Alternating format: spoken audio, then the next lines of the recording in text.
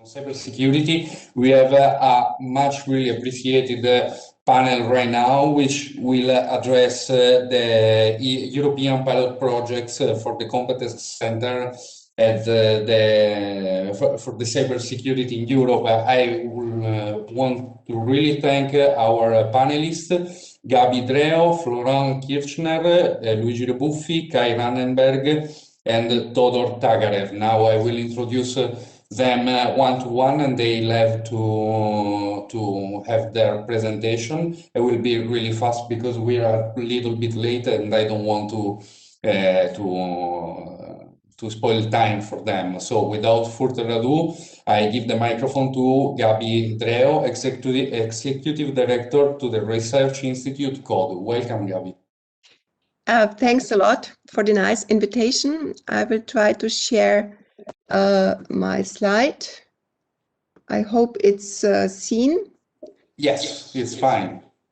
Okay, thanks a lot.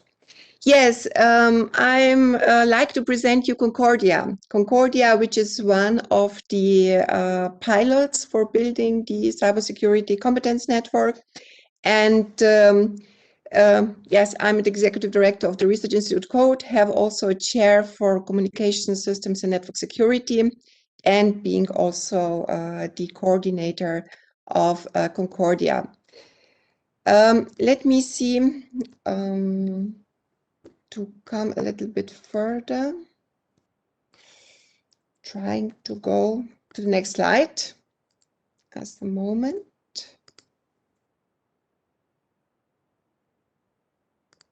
Try to do it in this way, maybe again, sorry for that.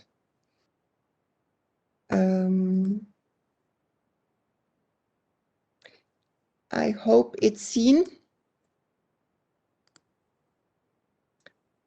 I hope you can see my slides. Then I will continue.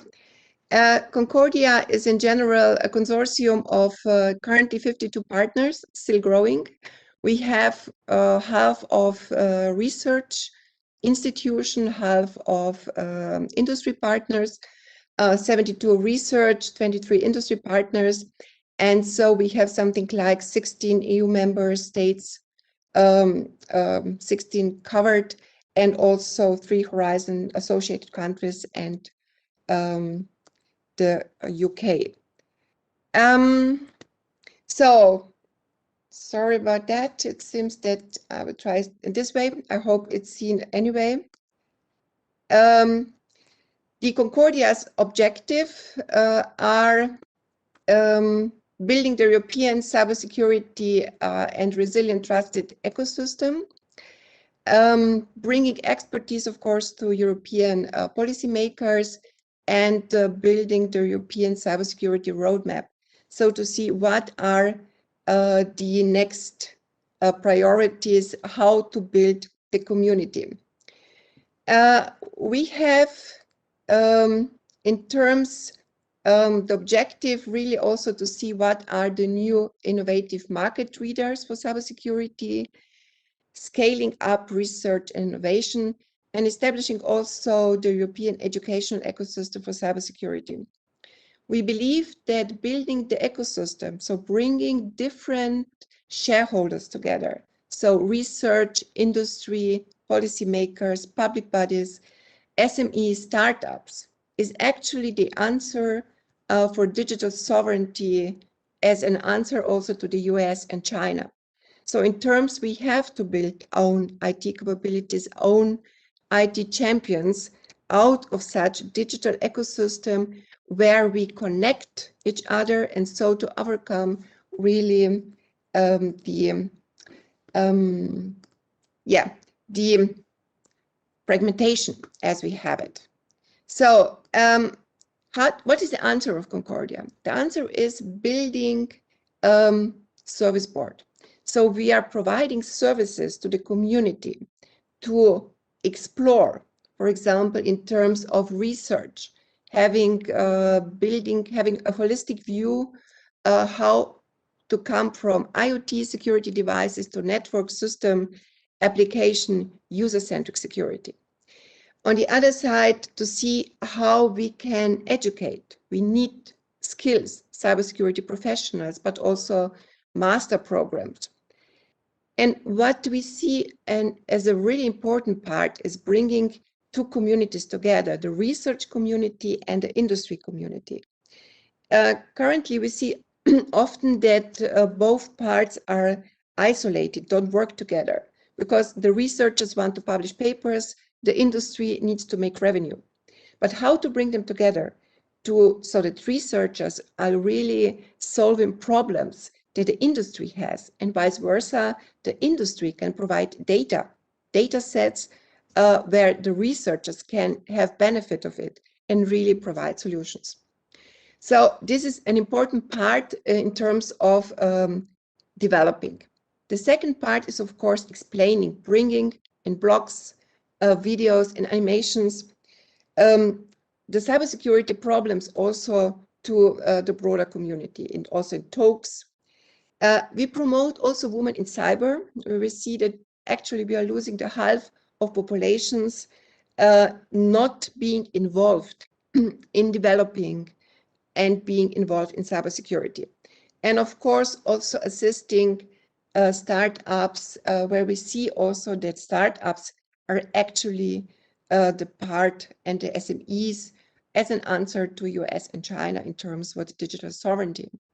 Therefore, we have, for example, also 2 unicorns, 6 SMEs, but also 2 unicorns in our community, for example, the Bitdefender and Seconet, so that we can see what are in fact the important stuff.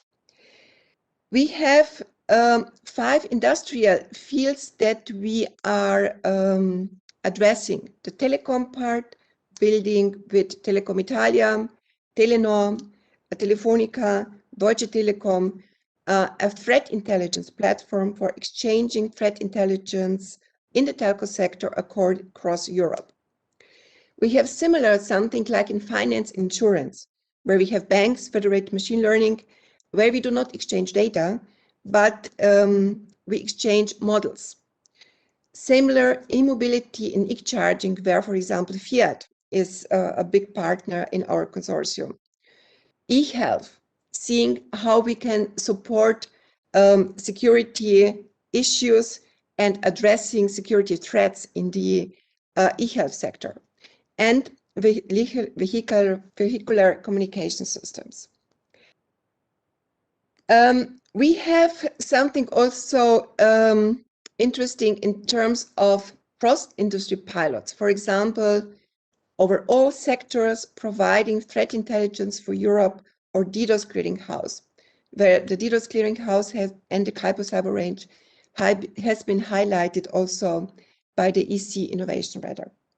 So as we see, we have several parts that we are building the ecosystem, bringing stakeholders together, developing together also with the other pilots in different focus groups, where we are combining our possibilities and our resources to build the European community, the cyber community, not only the networks of NCCs and the ECC, but in fact, the pilots providing the way of building the cybersecurity community. And here we have also another part in terms of building several stakeholders together, for example, the network of NCCs to exchange ideas, to exchange solutions, to see how the NCCs, which member states are building what NCC and how they can be really connected. If you want to have more ideas, please visit our website, be part. We have several stakeholder groups, liaison, observer, stakeholder group, because it's the point to build really the community, bringing people together and working together. With respect to time, I would stop here, and I'm afterwards or now available for questions. Thank you. Well, thank you very much, Gabi. Gabi DREO, Executive Director in the Research Institute CODE. And now I'll give the microphone to Florent Kirchner, a Senior Scientist and lead the Cybersecurity program on the LIST Institute at the CEI. Welcome. Hello, can you hear me fine? Yes. Just as a quick check? Okay, perfect. Thank you very much. Presentation as well. Thank you. And you can see the presentation. Thank you very much. So again, I want to rejoin what Gabi just said in thanking you for the opportunity to talk at such an exciting event, and congratulations on those few days that already have proven absolutely fantastic and with a very high level of engagement and of a conversation. So thank you very much for this. Now I want to go back to explain what the approach is to Sparta, to a 2018 analysis that came out through an analysis from JRC. The analysis was that the fragmented ecosystem produced in Europe very strong academic performers with insufficient sustainability, and it prevented us as Europeans to reach critical mass and to perform effective investments in research and innovation. And we needed to bridge that gap towards building technological understanding and mastery and world-leading capacities. So in 2018, the Commission proposed a regulation which proposed the creation of a cybersecurity competence center, a network of coordination centers interacting with the community. And the goal here was to help build that cohesion, that critical mass. And alongside this regulation, the Commission introduced a call for proposal. It called for Gondor to come in and to help, for Rohan to come in and to help and propose to test, to validate, to exploit the possible settings of a competence center. And here, the bold is my emphasis, the operational setup of a network. It's not just networking for networking, it's networking to make it work and to produce results. So at that stage, 2018, with a couple of partners in Europe, we sat down, we had a quick chat, and we thought, okay, how can we instantiate and respond to that call? How can we rise up to the challenge? And to do this, we went back to historic challenges. We went back to the time where the space race was alive and that the Russians were first to go to low Earth orbit. And here, the idea from the Western world was to react and to recreate a capacity to perform strategic surprise by engaging both in risky and complex developments on the one hand, and to try to yield concrete and transformative results. And indeed, the transformative result was that a few years later, the Western world and the US in particular put a man on the moon and won the space race. Now, how could we apply this back to cybersecurity? Well, we need to recreate strategic surprise. We are in a situation where the attacker has significant advantage. So we went back to the drawing board, came back to the initial problem and said, okay, let's bridge the gap between the fragmented ecosystem towards a network of competence centers by driving high risk and high reward research innovation actions towards this goal, towards European strategic autonomy. And here we focused specifically on this notion that we would give back to the European community and to contribute to give back to the European community the ability to set its own priorities, to make its own decisions, and to carry them through either with third parties or on its own if necessary. And so we gathered around a group of 44 partners and now more than 100 associates to carry out these missions, to carry out this moonshot, to go and try and contribute to strategic autonomy through research and innovation. Now, if we go back to the space race, the question for us was, how do we set up an organization that is able to perform such a schedule of test flights, okay, that you see here on the slide? How do we organize all of this, and how do we make sure that we reliably and efficiently try out things, get concrete results, and loop back? And to do this, we went back to the drawing board and examined how we can go from a roadmap that identifies research areas and application domains, source a few ideas, set up teams together, execute, the research and the innovation that needed to happen to verify and to push the state of the art forward, and then from the results that were produced, assess them and loop back into the roadmap with those results and update the roadmap as we go. So this continuous cycle here was something that we had at the heart of Sparta. And one key area here, it's not only the roadmap, it's the way that you source those ideas, the way that you create those teams. The way we did it in Sparta was to create mission-oriented programs focused on problem solving, including a wide diversity of actors, not only diversity in the genre sense of things, but also in geography and in disciplines. And we try to leverage, and we did leverage, the incredible richness that exists in Europe around multiple disciplines and multiple viewpoints. We put them in teams where we allowed risk taking, and we encouraged it, and we allowed and encouraged constructive competition between members of the team and between the teams themselves. And to do this as a way that is well mastered and well controlled, we had to put it under the leadership of recognized experts of their fields. Here, the issue was the stake here was to find people who are at the top of their fields, recognized by their community, and to give them the means and the organization to go and carry out their wildest dreams, see how they can solve those missions. Now, concretely, this meant building a few rockets, right? And here I want to talk about the 4 rockets that we've been building over the two past years. Those rockets are really essential capabilities in cybersecurity, especially for strategic autonomy. I won't go into the details, and I'll leave you the slides if you wish, but we're focusing on supervision, we're focusing on evaluation, we're focusing on building future infrastructure, and we're focusing on building intelligent systems and evaluating their impact on cybersecurity. Now, over all these programs, we've been proceeding to very effective and very positive launches. We have demonstrators, we have use cases, we have top results in scientific communities. And I don't have the time to go through all this because, as you can imagine, we've been very proactive. Please go on the website. Please have a look at what we're putting forward, and please send us an email if you want to know more.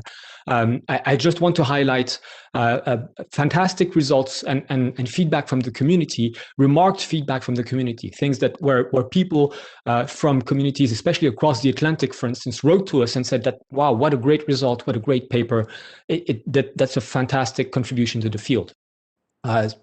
This, for instance, on a very, what you see here is on a very current topic, which is supply chain attacks. So that was before SolarWinds, but you can see how this was very timely for us. Another timely topic was how we put forward ways to bring explainability in AI systems, and especially in supervision. Here again, I don't have time for a demo, and I apologize for this, but please reach out. More than happy to go back to you on this. Now, of course, when you go to the moon, you need a mission control. And to do this, we enabled the programs through strategic support, governance, of course, and new and accountable governance that includes societal aspects as a first-class citizen, a continuously updated roadmap, a wide range of partnerships, a lot of skills and capability buildings. I want to underline here the work done, especially with other pilots, especially with ECSO, on the education map, on the curricula designer. This is something that we've been able to strongly contribute to, but wouldn't have been possible with a fantastic community behind it. And finally, the current push around the Joint Competence Center infrastructure that should also deeply change the way that we leverage our installations in cybersecurity. Now, for the sake of time, I'll have to stop this here. But as you can see, we've been very busy and we'll continue to be very busy in terms of executing towards the network. But I want to leave you with this image, right? This is it. We have our chance. We as a European community, we all around this round table to build the space program to build a legend that will stay at the end behind us as our legacy. In the US, this took 10 years, between 1959 and 1969. We're now in the second year of executing this. Already, we have very promising and very high-profile results, and we're more than happy to engage on this topic with all of you to build European cybersecurity and strategic autonomy. Thank you very much. Thank you very much, Florent, and thank you very much for the very positive vibe you left at the end of your presentation. For sure, there will be a lot of questions for you later. Now, we're going to Kai RANNENBERG, professor at the Goethe University and expert in mobile business and multilateral security. Welcome, Kai. Hello, thanks a lot for... Are you there? I'm here, yes. I'm just trying to convince the camera to come back. So I hope that seems to be working now. Now let's see what we can convince the slides to come up to the screen. And also that seems to be working now. Okay, so thanks a lot for your very kind invitation and to present in this great event. Actually, it's a big honor. We know that ITASEC is a big event. We've seen that already from our Italian community and partners who have been saying, hey, you get invited to ITASEC. That's really a major thing. So, and also thanks to Gabi and to Florent, of course, to already explain a bit the concept of these pilots that we're doing. So that helps me to not need to go to every part that we, and of course, also are sharing in terms of organizing, and maybe to focus on a few aspects that may be important and some results out of our work plan, and a bit also towards an outlook and to what are further things to be done until we've reached the moon and make ourselves comfortable there. Again, Cybersec for Europe also obviously is one of these projects with quite a few partners spread all over Europe. In our case, it's 22 countries and 20 of them part of the European Union, and then Switzerland and Norway. We have a number of Italian partners that, of course, we're always happy to talk to you about it also. That is when it comes to universities and knowledge institutes, especially CNR and Polito and Trento University. And when it's industry, it's Abilab and Engineering SPA and Intesa San Paolo. And if you're more into local governments and administration, then in Community di Nova is probably the one that is closest to yourself. We have a work program in Cybersec for Europe that is roughly covering 4 areas, of which I will highlight a few, including some results. And let's start with what you see here as number 3. I hope you can see the slides, and I hope you can maybe even see my pointer moving over them. So that is from research and innovation to industry. And we've already seen some examples on how this can be approached. When we were sitting together to design Cybersec Europe, we said that very often in cybersecurity, you have actually great results from the Cybersec community and from the cybersecurity researchers, but they do not necessarily reach out to the application areas, either because people are not motivated or because things are not really integrated properly into application work. There's lots of hurdles here. And we said this kind of challenge we should make and make that into a center part of Cybersec for Europe working. And we said we will, on the one side, need something which you see here as blueprint design and common research. And on the other side, we will need some demonstration cases of real life. And they should actually meet and see what they can do together. And whereas this is an easy thing to be done, we can have that in a demonstration case. And where there is a gap, this should go into a development roadmap. I think Florent, Gabi already, and remember, the European Union, of course, needs roadmaps to develop. So you may be interested to see what are the application areas in which we are working in Cybersec for Europe and confronting them with the blueprint research and vice versa.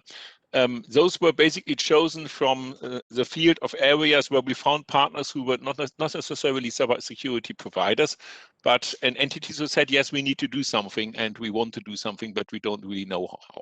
So we have that in the area of finance. ones for topics like incident reporting, because it's always difficult to talk about incidents because it may be something in your weakness, but also for protecting nice and civilian values and in terms of data protection, but also consumer protection, and trying to get that together is not a trivial exercise. In health, medical data exchange is obviously a big challenge when it comes to smart cities, and of course Genova is active here. It's on the one side citizen participation and e-government, but also critical infrastructures and education. And identity management is an important area. Maritime assurance, harbor security. I don't think I need to explain that in Italy. And then last but not least, actually supply chain. And we've seen already some examples from Florent on that.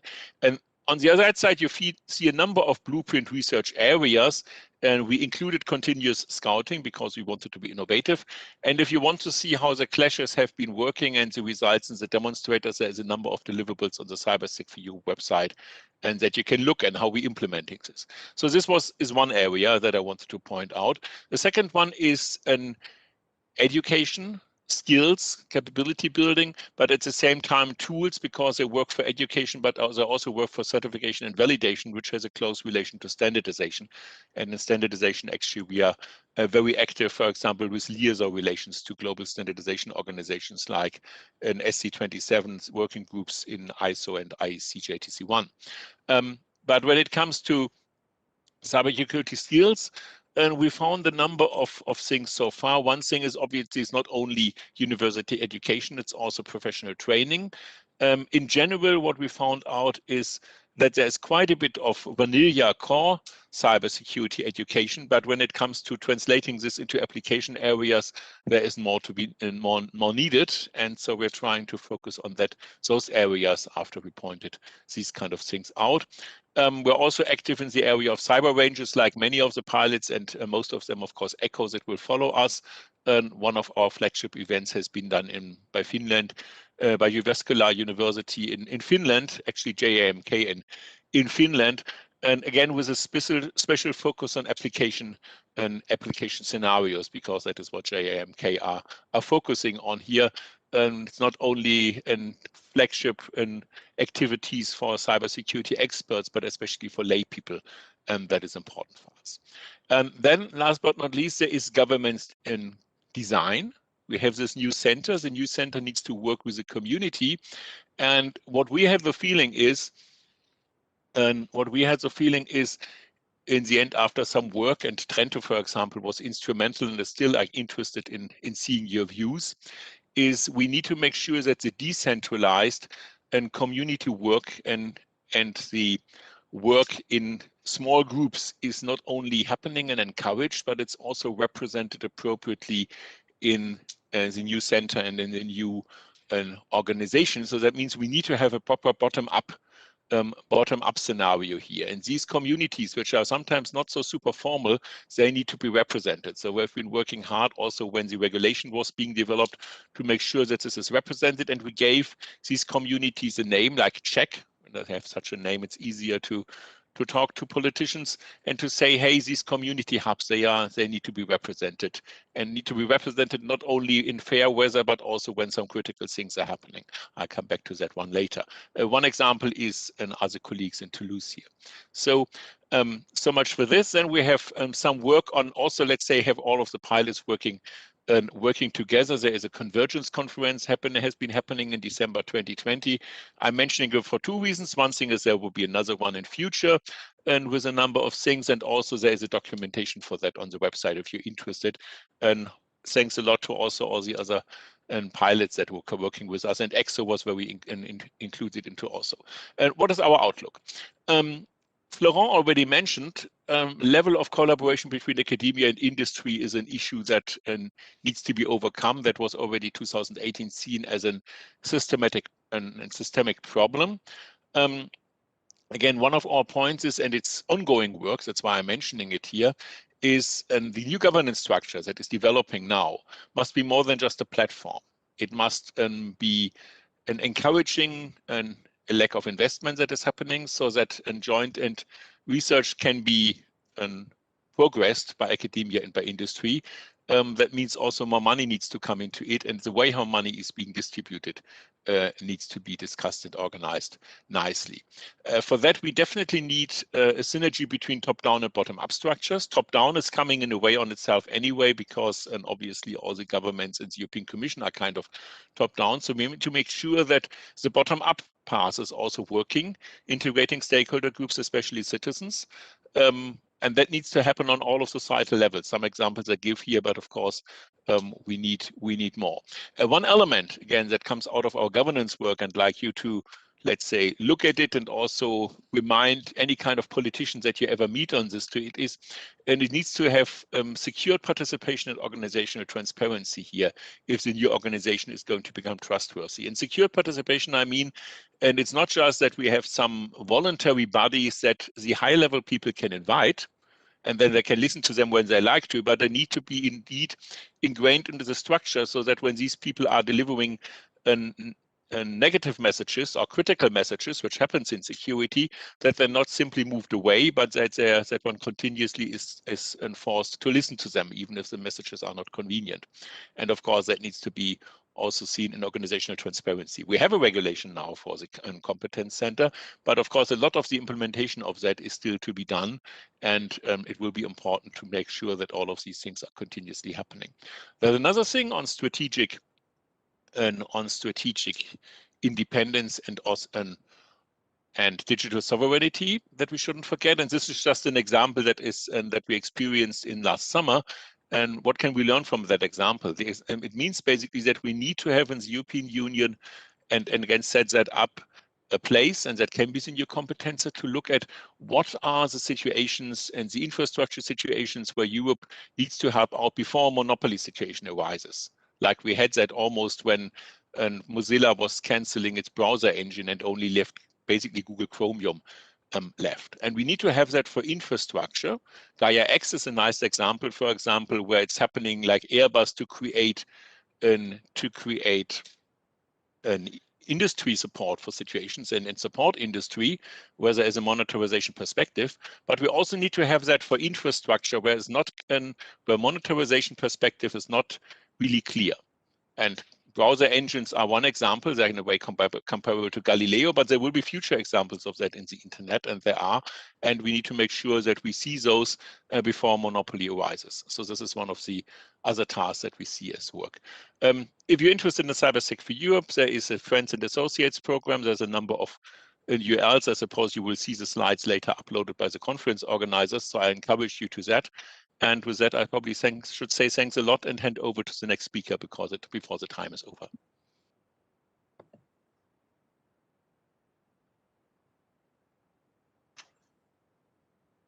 Thank you very much, Karl. Again, thank you very much, Kai RANNENBERG, professor at the Goethe University. And now it's the turn of Todor TAGAREV from the NCI agency. Welcome. Yes, thank you. I see now the share button. So, do you see my presentation? Oh, not yet. It seems that I'm still sharing, so probably we need to unshare me. Chiediamo alla regia di abilitare Todor. I'll try again. Okay, now is loading. You see it now? Fine, it's perfect. Thank you. Todor TAGAREV, welcome. So you see my PowerPoint presentation? We see it. Okay, good. First, apologies from Dr. Velizar Shalomanov, who was planning to present today, but he had to attend some urgent matters right now, and I had to replace him practically at the last minute, improvising a little bit.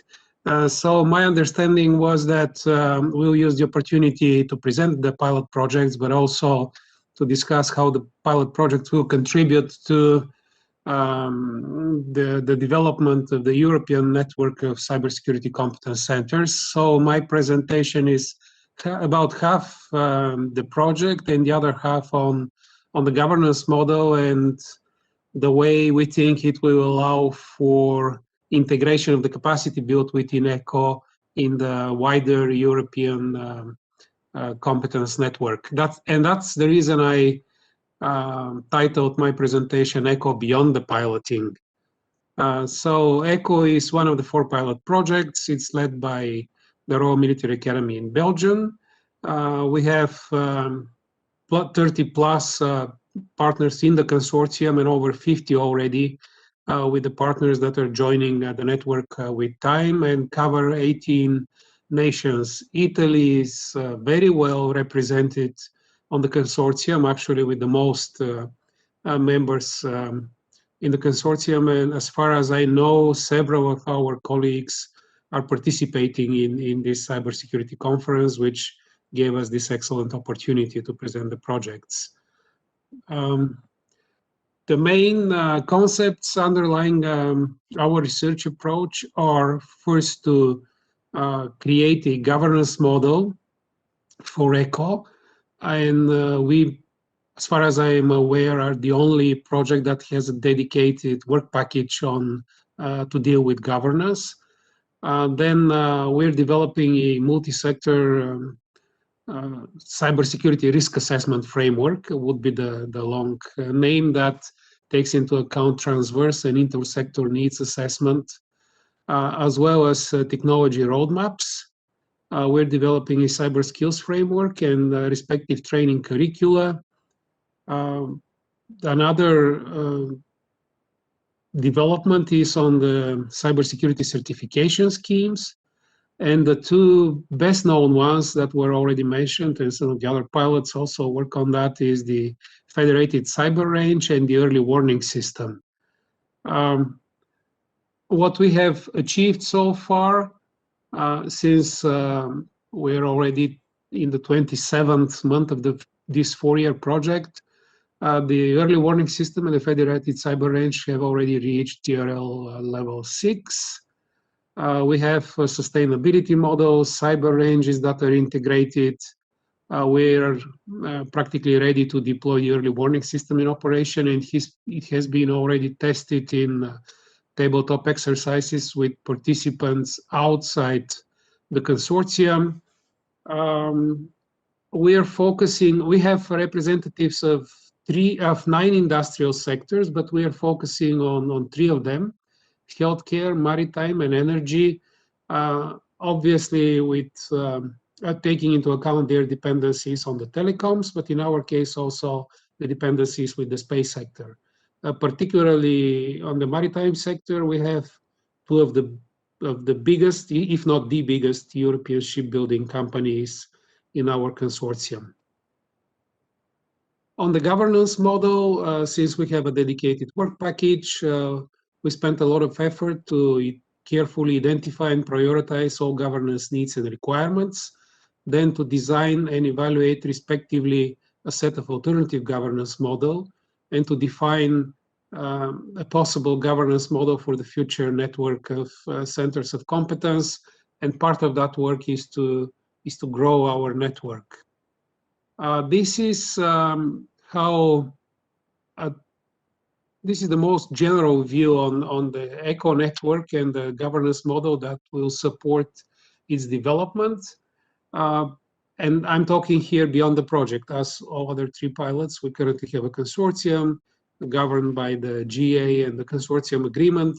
But in the future, we envision to have an ECHO group that will serve as a central hub of the network. Then we'll have chapters that at this point we see as national, but later we may have also some regional chapters.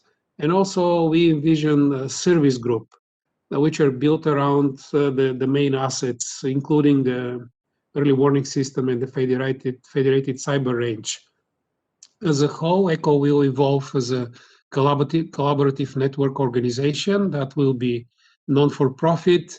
It will serve also as a breeding environment and maintain openness for the creation of new virtual organization around newly emerging products or services that might be a for-profit organization.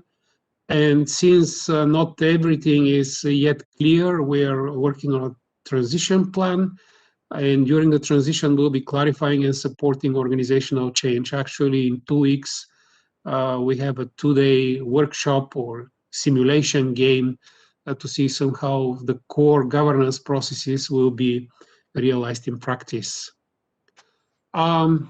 This scheme is a little bit busy, so you don't see much in it, but basically our view is that through the Eco Hub, we'll be able to interface with all, let's say, European level organizations, most of which are based in Brussels, as we know, but not all of them.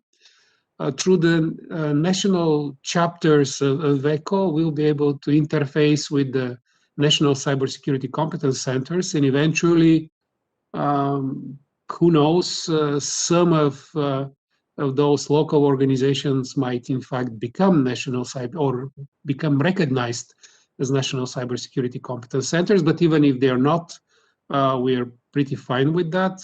The important is to have the flexibility and the interfaces built, as well as the service group or functional groups, as we call them sometimes. They'll be open for cooperation in other EU formats, be that with the pilot projects or otherwise. And I think that's all I have prepared for today. Thank you for your attention. The website is below. You can find a lot of information on it. Thank you. Thank you very much, Todor TAGAREV, and thank you very much for being with us with this last advice. And your presentation was also more appreciated from our side because we are aware of the difficulties you had on your side. So thank you again. The last voice of this panel will be Luigi REBUFFI, Secretary General from the European Cybersecurity Organization. Buon pomeriggio, Italia. Good afternoon, everybody. It's a pleasure for me to be here with you. Well, actually, to introduce ECSO, I did it already 3 times and the first 3 ITASEC. So maybe it's not necessary to tell you everything. Let me remind you a few things. ECSO has been created in 2016 as a counterpart, the European Commission public-private partnership on cybersecurity. The initial objective was to give priorities on the research and innovation financed by Horizon 2020, but actually we developed much more than that. We started the development of the European ecosystem together with the many partners, the large companies, the SMEs, national public administrations, regions, research centers, and universities, and the users and the operators. So actually, we started in June 2016 with 132 members.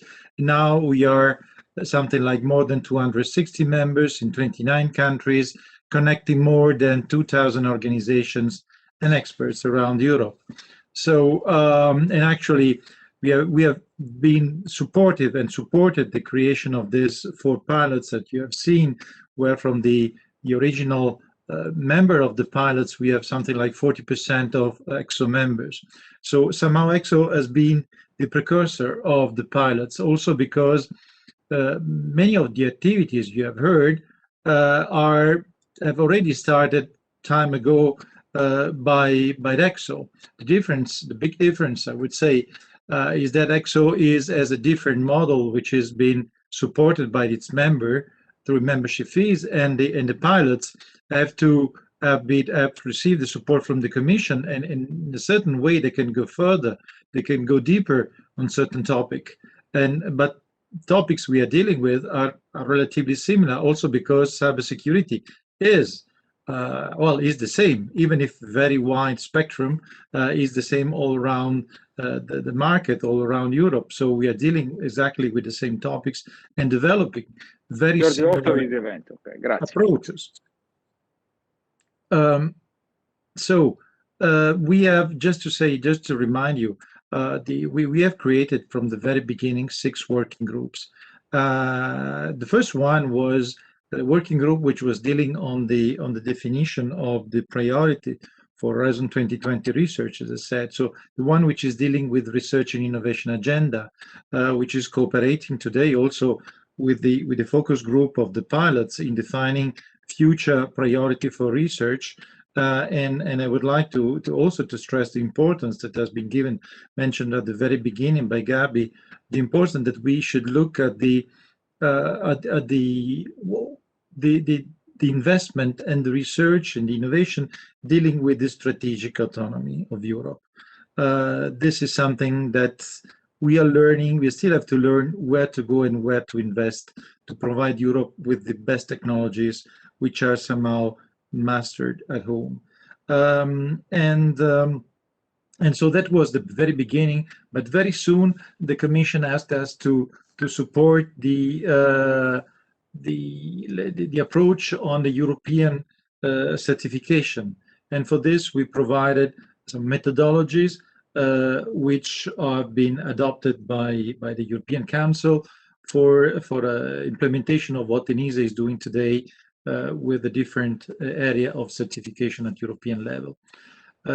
We have also started then working group on the regions to develop the regional approaches, and which somehow is moving today into will be a very close link to what the Commission is developing now, this European Digital Innovation Hubs, where you have the local activities, or local level or regional level, linking competence and the user, the supplier, and so on. And this, we already supported this at a regional level, but also linking the different regions across Europe. Another point also of this working group is the support we are providing to SMEs for the different aspects, SMEs which are also very often they have a local view, a local market, but we're trying to give them the visibility around across Europe through a radar, cybersecurity radar, which is evolving into something more dynamic, into something in a marketplace, and but also helping SMEs to receive funding, investments through capital venture. That was very interesting at the beginning, because it took a certain time to develop this approach with European capital venture. There were very few at that time when we started in Europe in 2017, and now these capital venture are gathering, are still joining ECSO. The last week, ECSO board, we had 3 new members which are investors, capital ventures, and the intention is to create a cybersecurity fund of fund to support, in particularly SMEs and startup and scale-ups to keep competence in Europe, which is another aspect, by the way, of keeping well, to support the autonomy of Europe. So and by the way, what is interesting, what is funny, is that we appeared. This initiative appeared in the Wall Street Journal, which is quite unusual for a European initiative. Another working group which is very important is the working group which is dealing with education, training, awareness, and cyber range. Also for this one, as you just heard, ECHO, which is very much involved in cyber range, we are very close cooperating with ECHO and the other pilots on how to put together the cyber range and provide a European visibility, to a European criteria for what could be the cyber range, and develop this aspect which is really needed to train the professionals, both for the civil and also the defense part. Also very important is the education part. We have started an initiative which we call Youth for Cyber.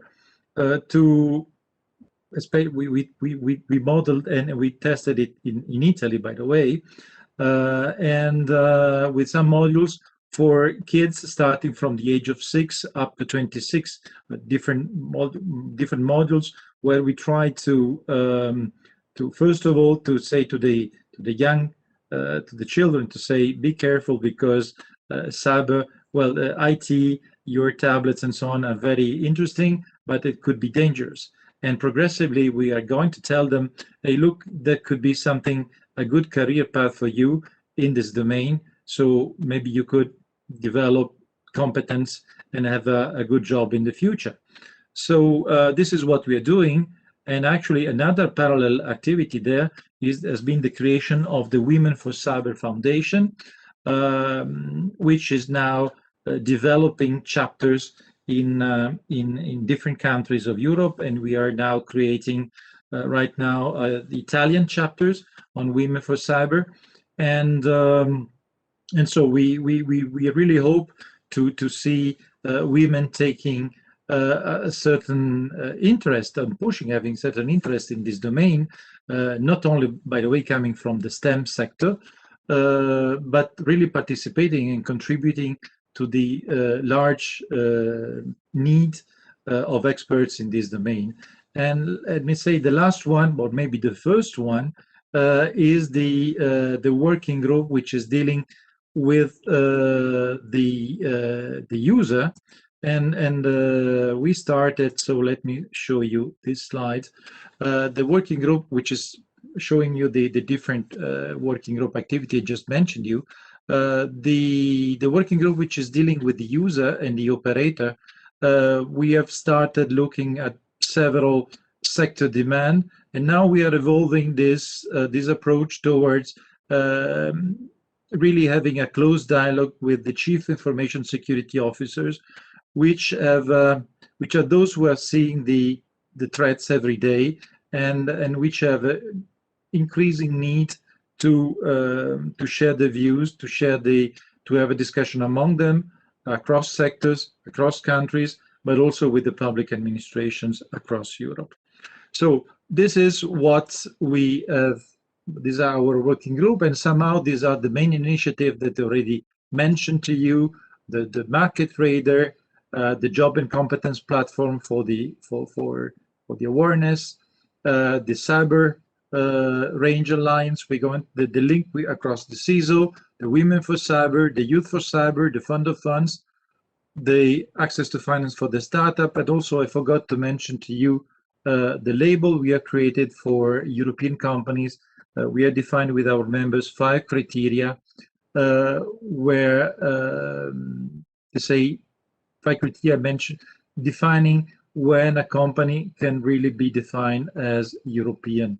And so for this, we are giving a label, Cybersecurity Made in Europe, which is not a certification, but is more a marketing, let's say, label to show we are European companies and you can trust us. So I would say I wouldn't go very far from this. It's simply we are building up the European ecosystem together. Also, we are in close cooperation with the pilots, as I said. Also, we are somehow the precursor.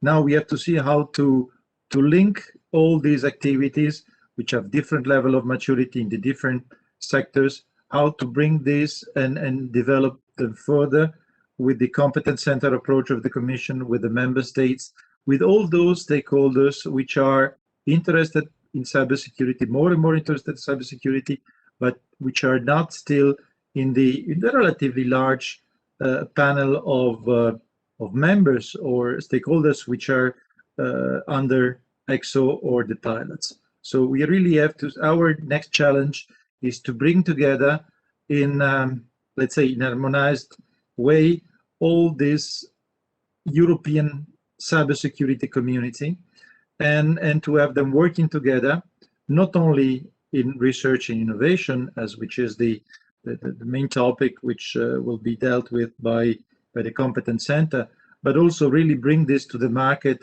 and have the full ecosystem, European ecosystem, growing and being more mature and be competitive at global level. Thank you. Thank you very much, Luigi REBUFFI, European Cybersecurity Organization. And we're a little bit late, but since there are some questions, if you all agree with that, maybe we can take 1 minute each for just one question, so we can at least expand a little more some concepts. I will start first with Luigi REBUFFI, since you're already here. And you talked about the CISO Alliance inside ECSO, and I'm really interested to ask you, what do you think about the fact that many CISO actually express their struggle inside the companies to promote cybersecurity to more relevant step inside the business and economic parts? What's your opinion on that? Well, we are just going to issue, let's say in the coming weeks, a survey we had in the last months with more than 100 CISO across Europe. And one of their concern, well, they expressed a lot of concern, let me say. One of these concern is to have sufficient relevance with respect to their management. There are also a lot of concern. So the CISO are playing are not those who are really reacting, which are operational, let me say, in their organization. They are more people looking at the strategy, how to prevent, how to prepare to counter cyber attacks, and they convince their management to invest in cybersecurity because of certain reason, and they are sharing, and they need to share information about threats. They have this threat intelligence among them to understand what happened in the past and what could happen in the future, knowing that one of the key word is that cybersecurity, there is no 100% cybersecurity, but you have to work on cyber resilience more. So there is this point. Then they have also another issue concerning the liability. What is the liability that a user, that an operator will have? And then another big issue is that they recognize there is quite a difference with respect to what the vision that Brussels has about the need from this operator and users, because Brussels and public administration are very much looking at national security issues, so they see it at very top, very high level with certain regulation, while CISO are looking at a business continuity and the providing services to their activity, but also to the citizens. So there is, and there's, we still see a certain mismatch between the activity that we see at European level and the reality of the need of the market, of the, let's say, of the critical services as well. Thank you very much, Luigi REBUFFI, Secretary General of ECSO. And I will address a question to Gabi DREO, if you're there. Since we talked about European digital sovereignty, I would like to ask you, how can these pilots actually can contribute to the European strategy, and what is needed to reach this goal? Thanks a lot for the question. You heard that actually in what part we are. Strategic autonomy, as French are responding, the Germans say about digital sovereignty, but actually it's going about Europe. So the question is how we can really achieve European digital autonomy, sovereignty, name it, whatever you want to. Since we see that actually we are directly on the way of a digital economy. In terms, because we don't have European IT champions, we are dependent on hardware and software, the supply chains, where we have here risks, and the pilots and the intent, what we have to do in Europe is really to see how we can build such a blueprint of the ecosystem where all partners work together. We are a lot talking about this, that this is necessary, but the question is how to really achieve it. And so far, I hope that the pilots and also Concordia will provide such a blueprint how to work together in terms from different stakeholders to really bring more unicorns out of Europe. And this is, I think, a very important part from what sector you have, what details you have, what skills you have, and so on. But the really said not only the mission going to the moon, but actually have the mission to go towards more strong digital Europe. And in case we are not doing this, we will be, as maybe you know, the burger of ENISA, where we have on the top US, China, well, US and down China, and we are in the middle. And we have to be on the eye level.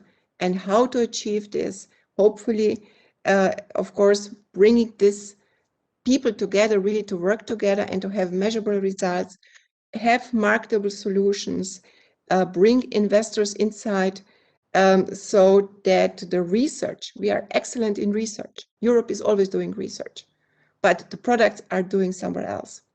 We are excellent in ethical values, we are excellent in values and governance, but actually, for example, quantum computing, quantum communications, but we are buying quantum computers, well, what currently exist from the outside.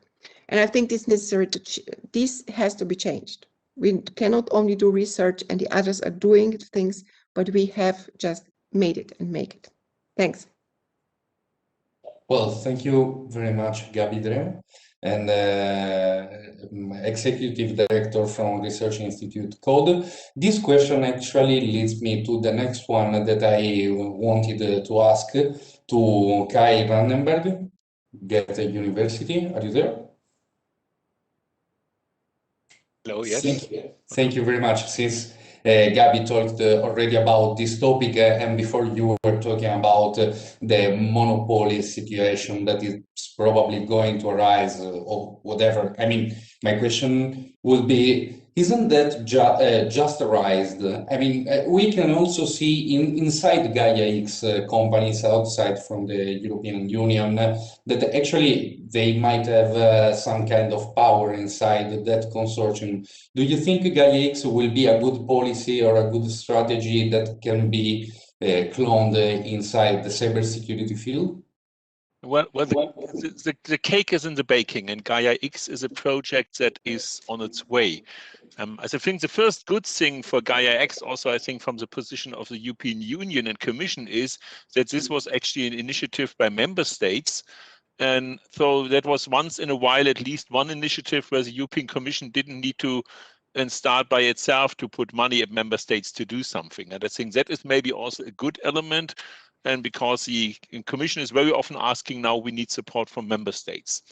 And how exactly one is going to design the collaboration in such a consortium with non-European partners and depends. I think a very important element is, and I think that would also hold for Gaia X, is to build up an infrastructure where the essential services can be provided also in a way, in a European way, that it works even if non-European partners would move out of the whole thing. I mean, one example again is Galileo, which is probably a very good example.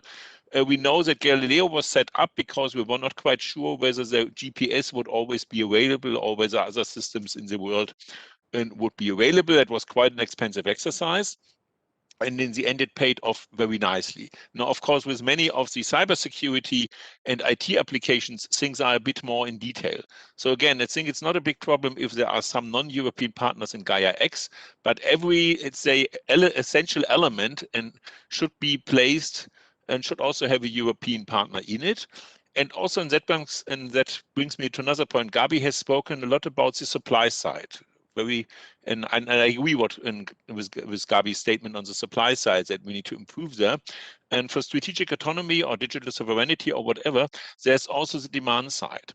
I think we need also to make sure that when we design demands and buy things, that we always have a way how we can deal with the open and non-monopolized scenarios.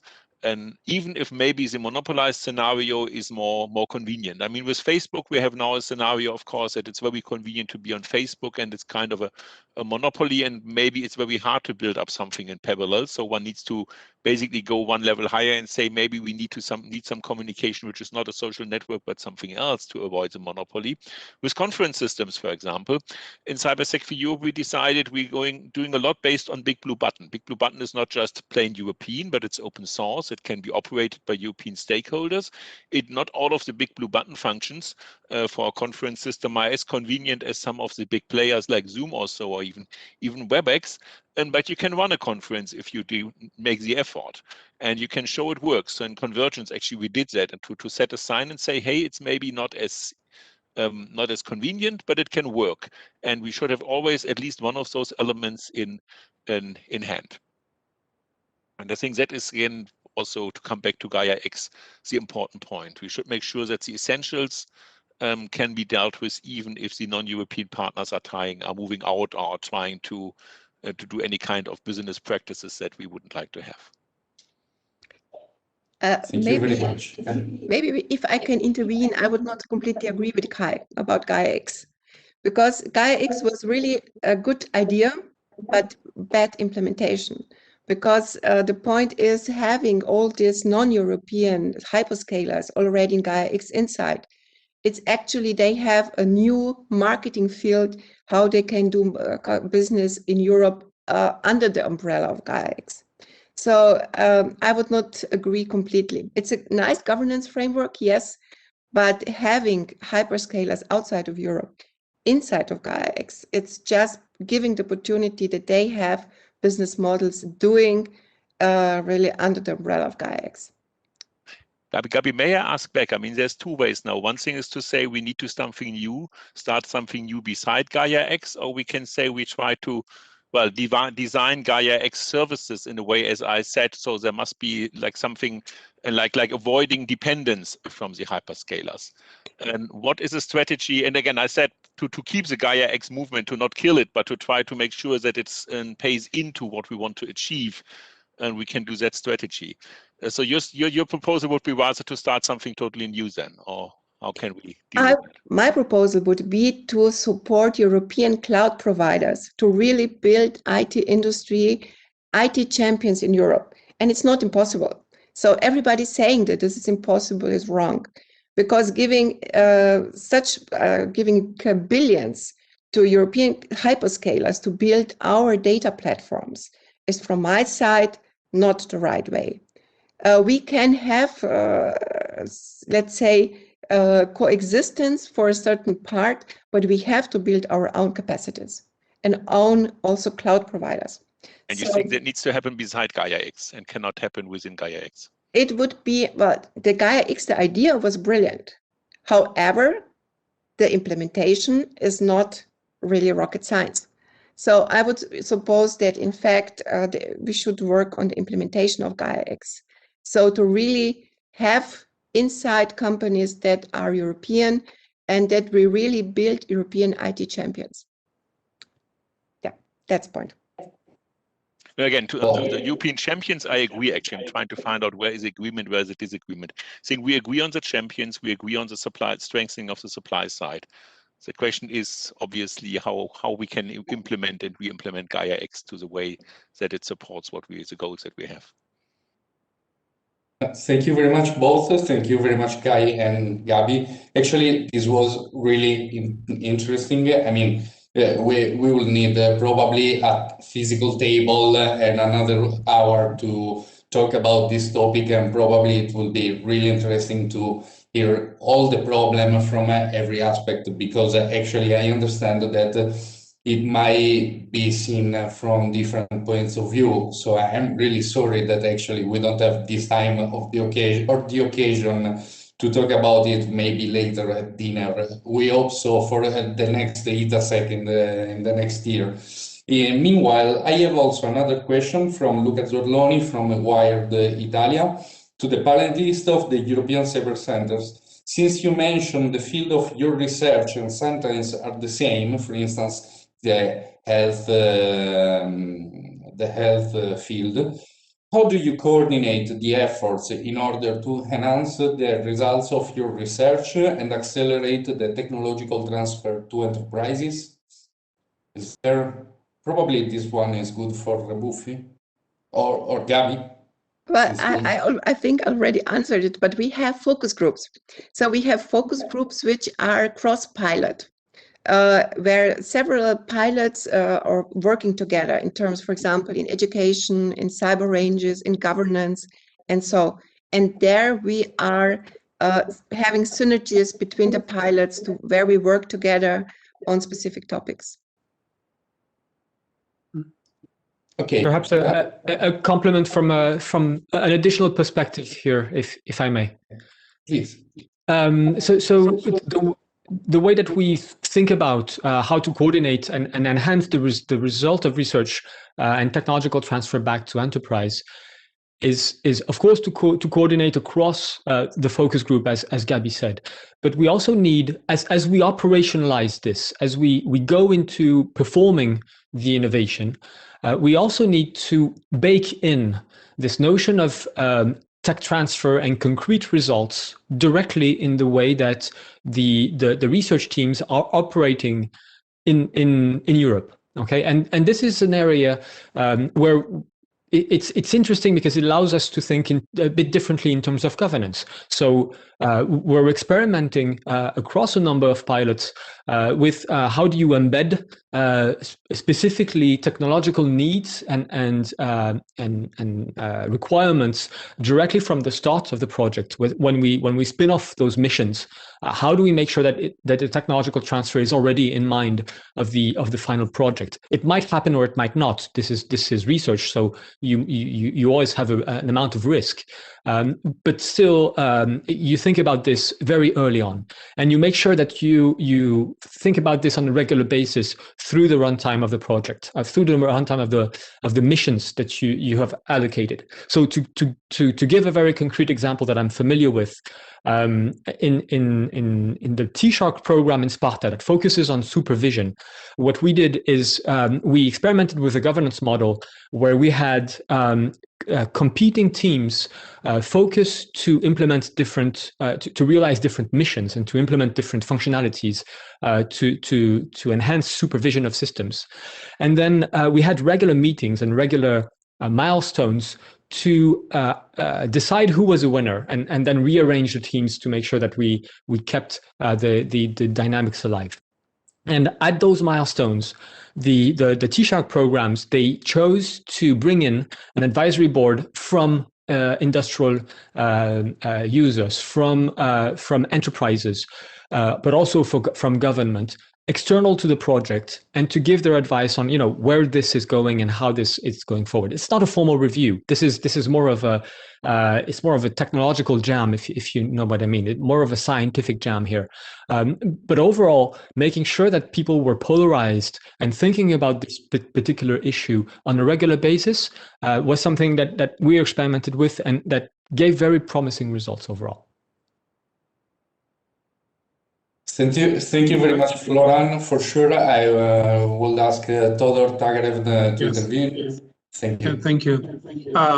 Well, the issue of coordination among the pilots was already addressed, so I will just mention for the audience internal coordination. Actually, in ECHO, we have a very healthy balance between R&D organizations and industry.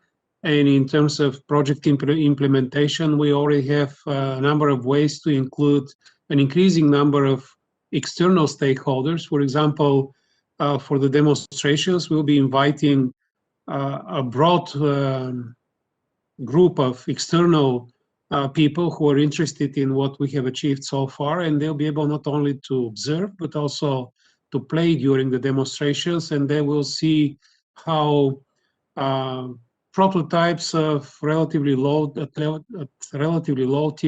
so far can be used to improve the performance, including in the health sector.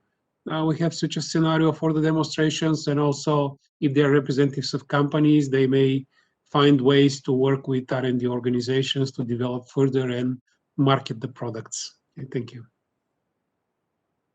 Well, thank you very much, Todor, TAGAREV. I think we are really out of our timing, so I would ask Paolo Prinetto to just connect for a last salute to the people, to this panel, and then we can go probably to have dinner. Thank you very much again.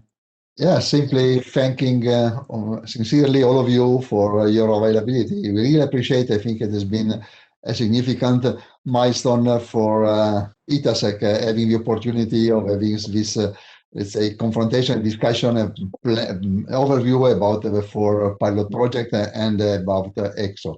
And so, sincerely, thanks to all of you, and I'll definitely look forward to meeting you the next edition, hopefully live, okay, and not just connected remotely. Okay, and so thanks a lot, and bye-bye. Thank you all. Very much. Thanks. Bye-bye. Thank you all to everybody. Bye.